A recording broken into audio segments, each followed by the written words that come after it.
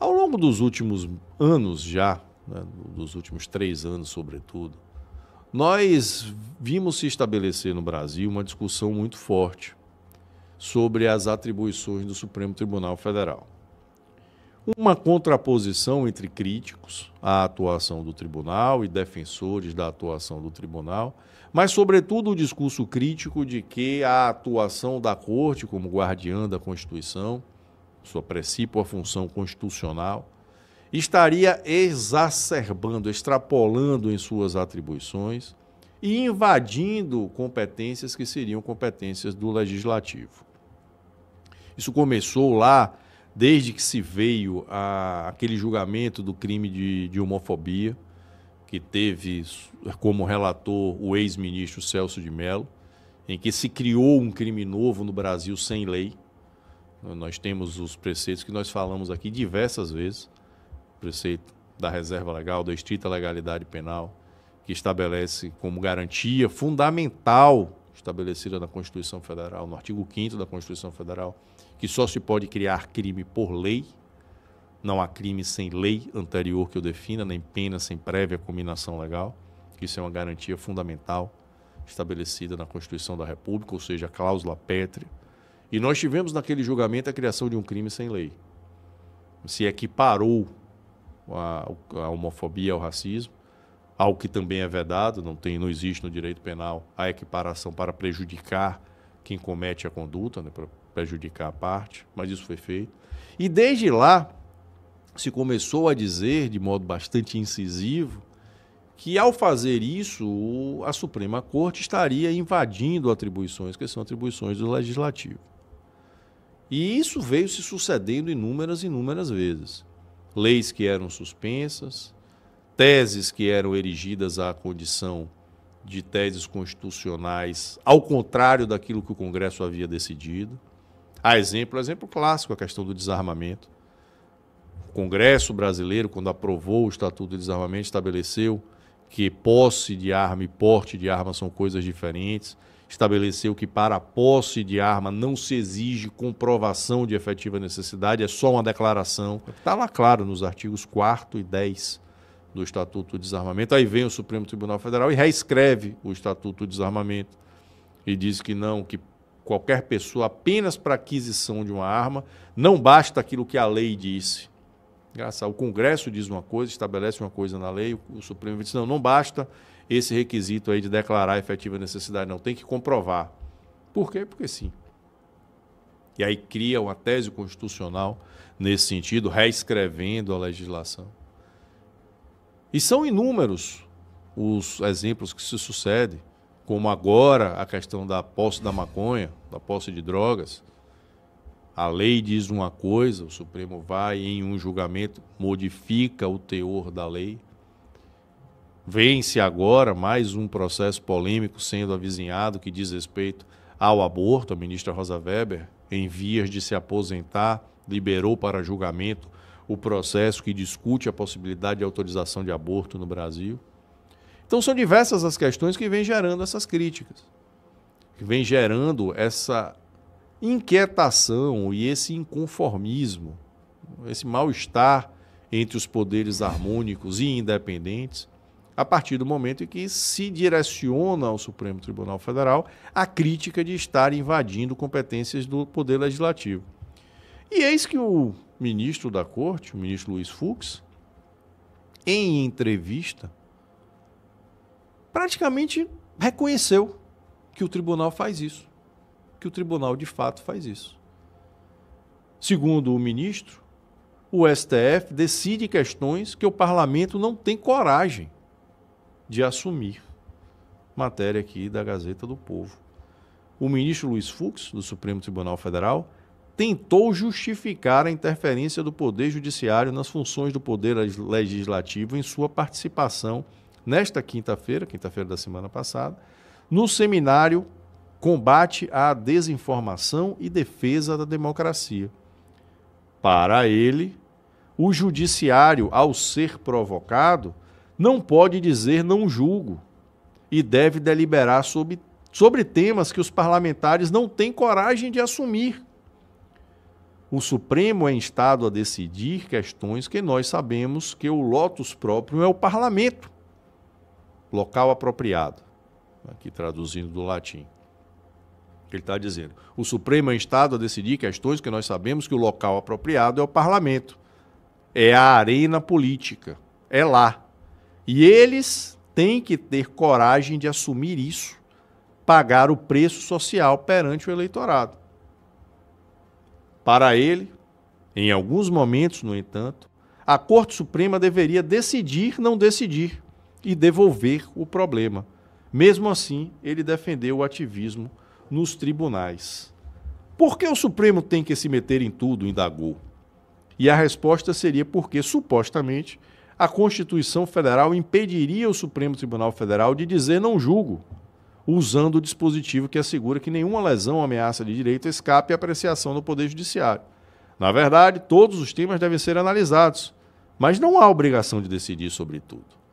Como, por exemplo, Fux diz que o Brasil julgou, antes da maior democracia do mundo, que é os Estados Unidos da América, a legitimidade da união homoafetiva. Ele se refere à decisão do STF em 2011, que reconheceu as relações homoafetivas como núcleo familiar. É uma declaração do senhor ministro que vem a título de justificar o ativismo judicial na Suprema Corte, mas que acaba trazendo uma confissão explícita da quebra da harmonia e independência entre os poderes republicanos. Se são temas para os quais o lotus proprium, como disse o ministro, o local apropriado, é o parlamento, é o legislativo, a obrigação do Poder Judiciário não é inventar normas que o parlamento não quis aprovar, que o parlamento não quis criar. É julgar conforme as normas que existem, conforme aquelas que já são estabelecidas.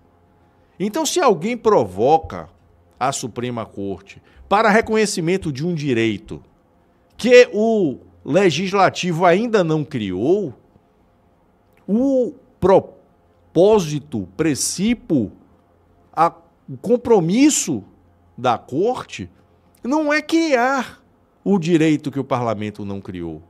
É dizer que, infelizmente, ainda que lamente, é dizer que não existe o direito.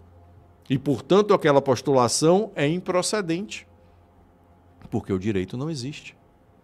Como se deveria ter feito na daquela ação que se discutiu a homofobia.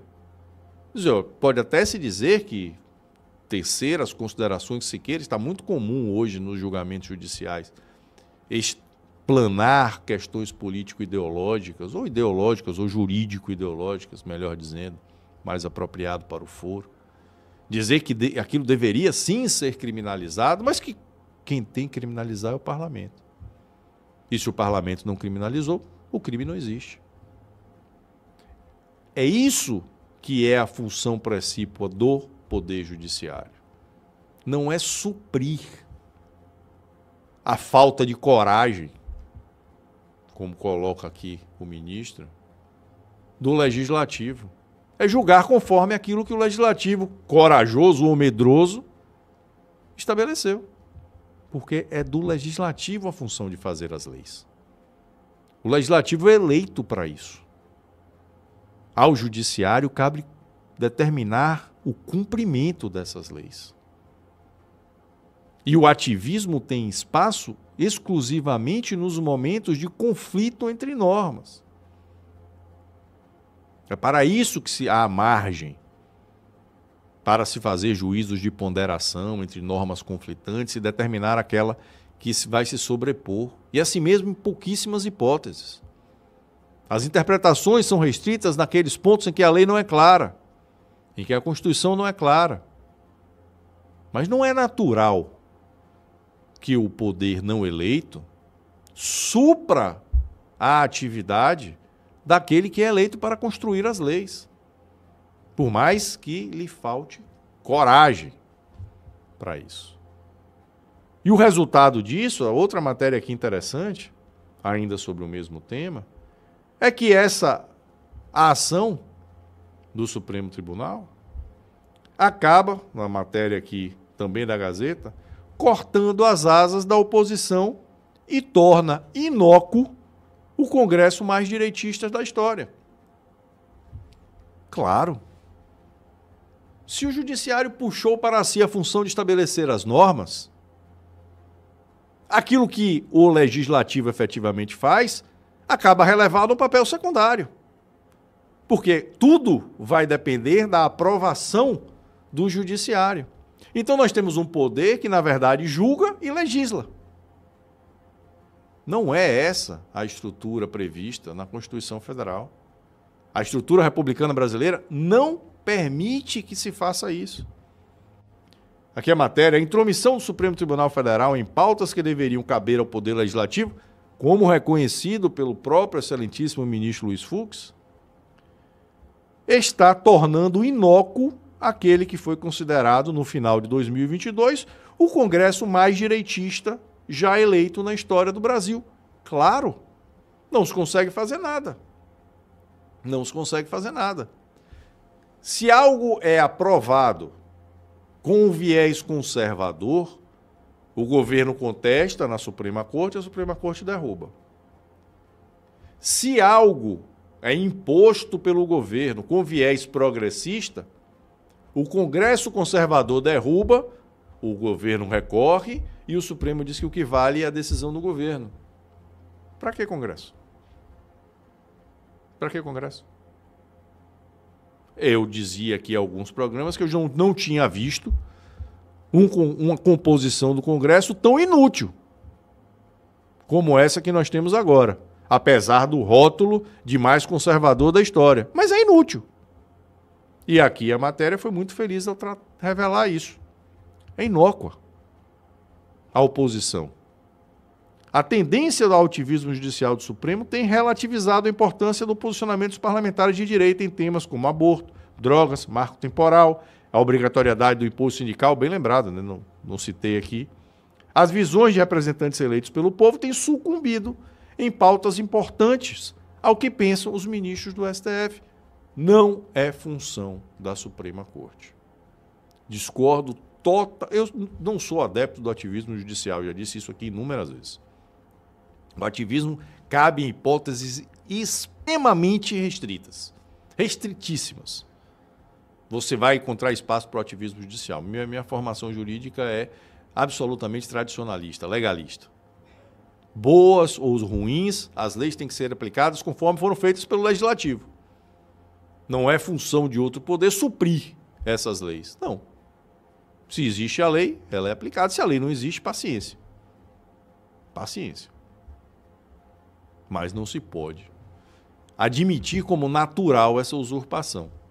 E isso aqui tem se tornado tão recorrente que o próprio ministro já fala aqui de modo explícito, inclusive enfatizando ou criticando o Congresso por sua falta de coragem. Não é falta de coragem, é função constitucional. Função constitucional do Legislativo é legislar, do Judiciário é julgar. Corajosos ou não, os seus integrantes não podem uns usurpar as funções dos outros.